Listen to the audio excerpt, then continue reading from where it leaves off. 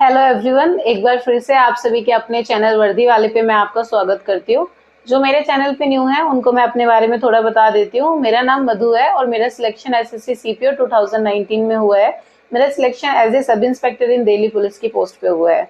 और जैसे कि हमारा जो स्टडी प्लान चल रहा है उसका आप लोगों का रिस्पॉन्स काफ़ी अच्छा मिल रहा है मुझे, तो इसीलिए आपकी एनर्जी को देखते हुए डे 4 का स्टडी प्लान स्टार्ट करते हैं। तो डे 4 का स्टडी प्लान स्टार्ट करते हैं। हमारा जो मैथ्स से हम स्टार्ट करते हैं आज। हमारा मैथ्स में देखिए, आज हम टाइम और वर्क के डिफिकल्ट क्वेश्चंस को करेंगे। मैंने अपनी प्रीवियस वीडियो में आपको बोला था टाइम और वर्क के सिंपल क्वेश्चन करने को आपको, तो आपका एक बेस बन गया होगा कि टाइम और वर्क के जो क्वेश्चंस हैं वो कैसे करने होते हैं। हमारा हमने एलसीएम लिया। आई होप कि आप भी एलसीएम वाले फॉर्मूले को लेके चल रहे होंगे। जो एलसीएम वाला जो टाइप होता है, जिस टाइप से उसे इजीली हम कैलकुलेट कर पाते हैं। तो मैं डिफिकल्ट क्वेश्चंस को बता देती हूँ। टाइप्स की इसके क्वेश्चन इंपॉर्टेंट हैं। इस टाइप के क्वेश्चन वो आपको करने ही है। सबसे फर्स्ट वन देखो, वेजेस वाले क्वेश्चन। जैसे कि फॉर एग्जांपल ए एक काम को 20 डेज में कर रहा है, बी एक उसी काम को 40 डेज में कर रहा है, बट ए बी जो है वो सी की हेल्प से उस काम को 50 डेज में कर रहे हैं।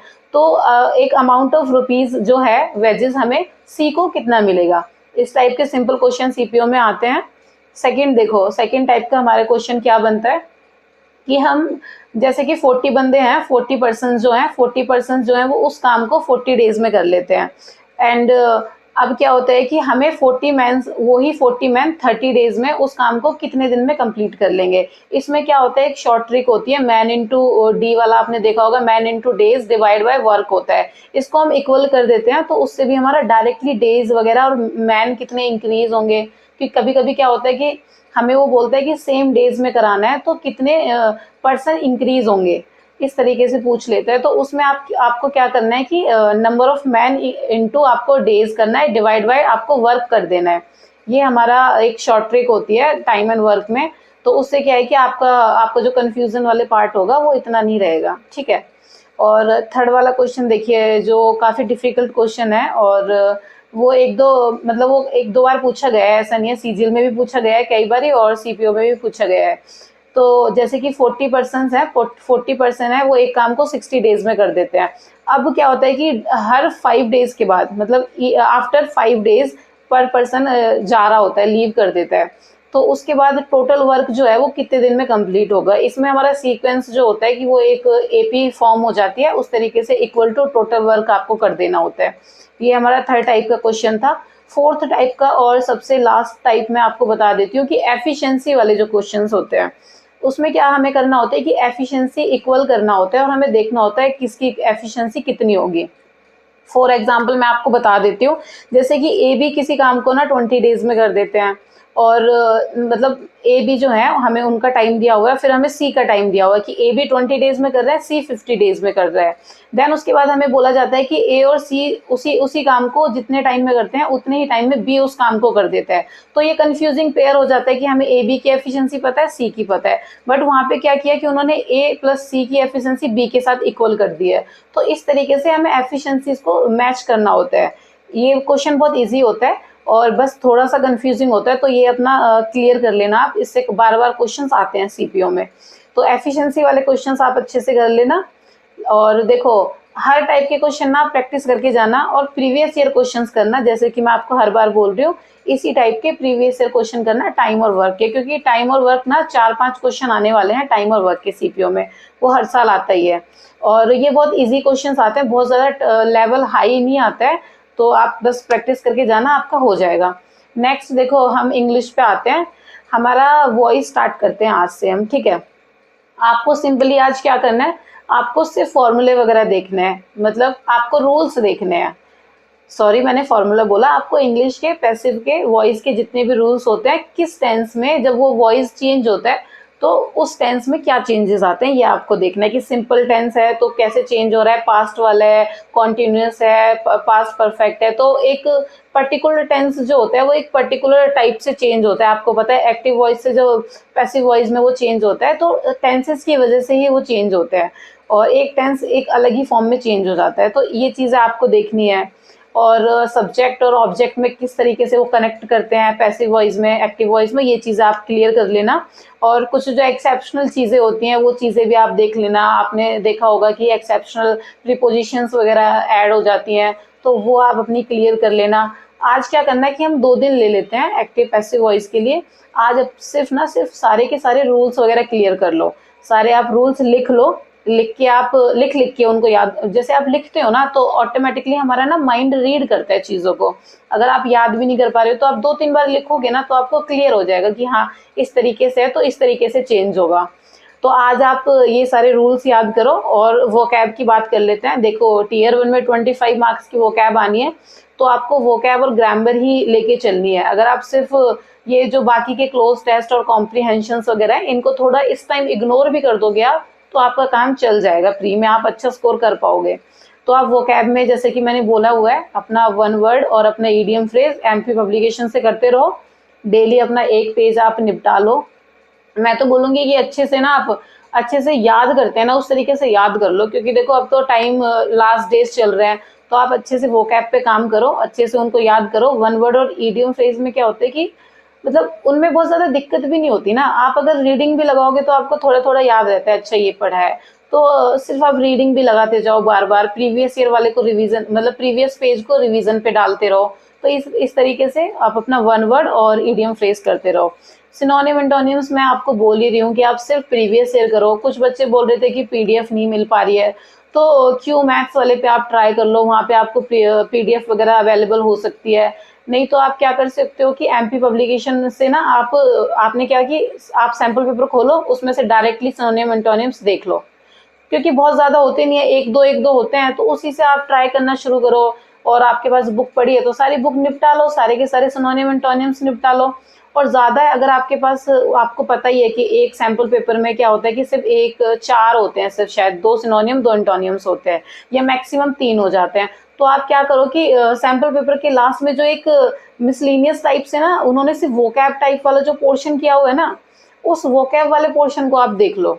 क्योंकि मैंने भी वो देखा था एमपी पब्लिकेशन में, जैसे कि टेस्ट खत्म होता है, जैसे किसी का भी हो, सीजीएल का हो, सीपीओ का हो, तो जो लास्ट में एक छोटा सा पैसेज टाइप का जो उन्होंने वोकैब वाला सेक्शन देते हैं ना लास्ट में, वो वाला आप करना स्टार्ट कर दो अगर आपको पीडीएफ वगैरह अवेलेबल नहीं हो रही है, क्योंकि उसी से इसी टाइप के सिनोनिम एंटोनिम्स आते हैं।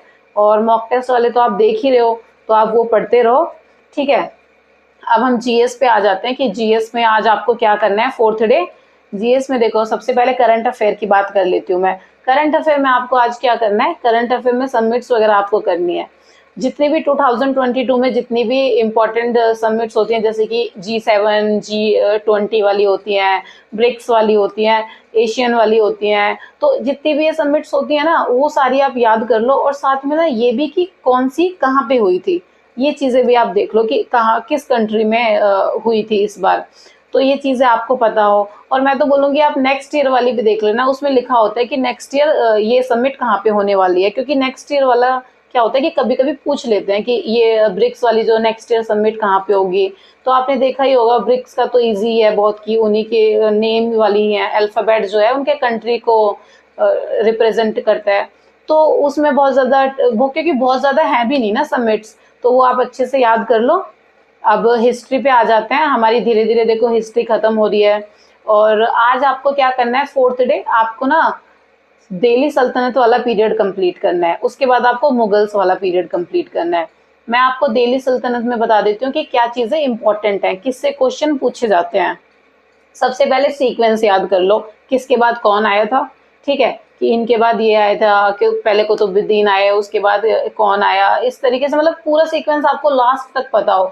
और जब चेंज होती है ना तो ये चीज़ें भी आपको पता हो अच्छे से। मतलब आपने एक टाइम स्लॉट भी देख लेना कि ये जो पर्सन है वो इतने टाइम से इतने टाइम तक रहे, जैसे कि रजिया सुल्तान है तो वो इस टाइम से इस टाइम तक उनका पीरियड था। ये चीज़ें आप थोड़ा देख लेना।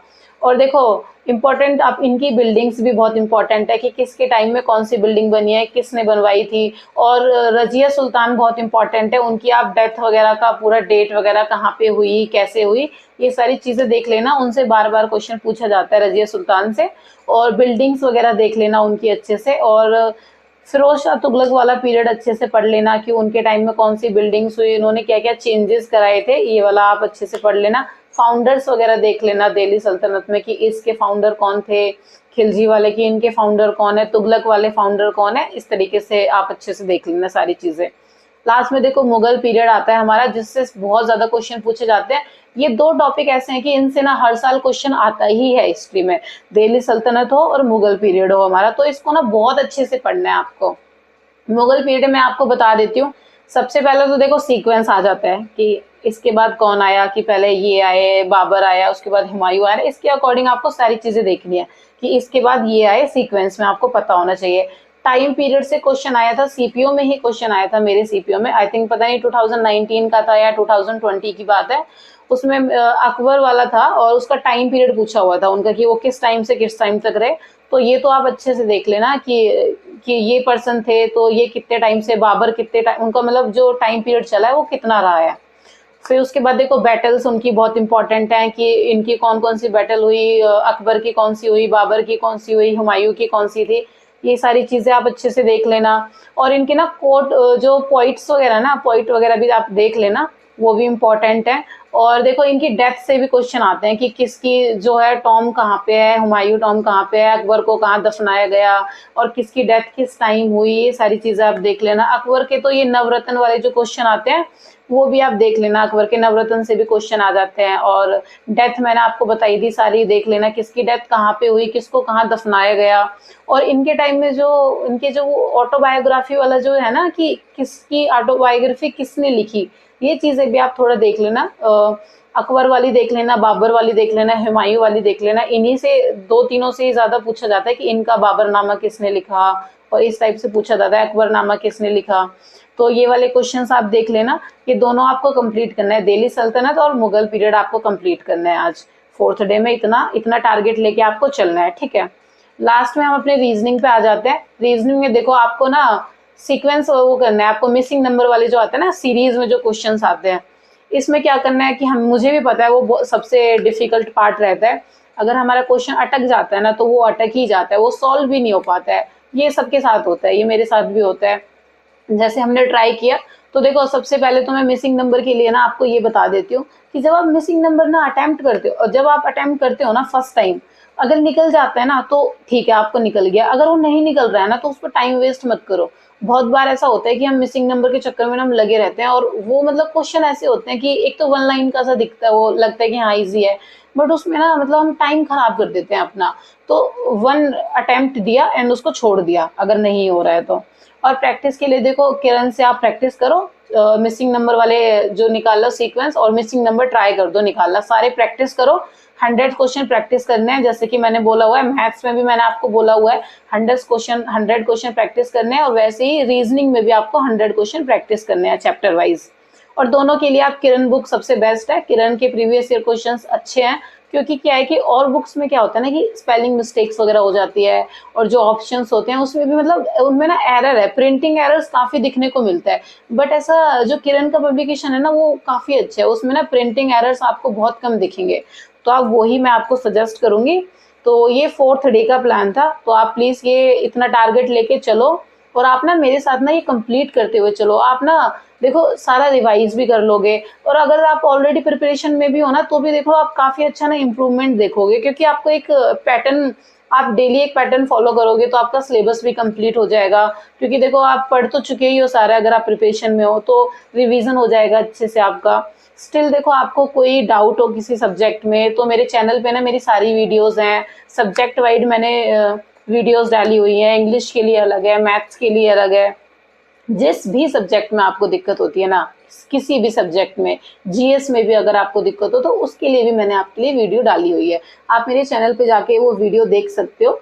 और फिर भी अगर आपको कोई कंफ्यूजन होता है तो आप मुझे कमेंट सेक्शन में कमेंट कीजिए, और आप मेरा टेलीग्राम चैनल भी ज्वाइन कर सकते हो, वहाँ मैं अपने डे वाइज का जो भी मेरा प्लान होता है वो शेयर करती रहती हूँ। Thank you so much for your support, and thank you so much for watching my videos.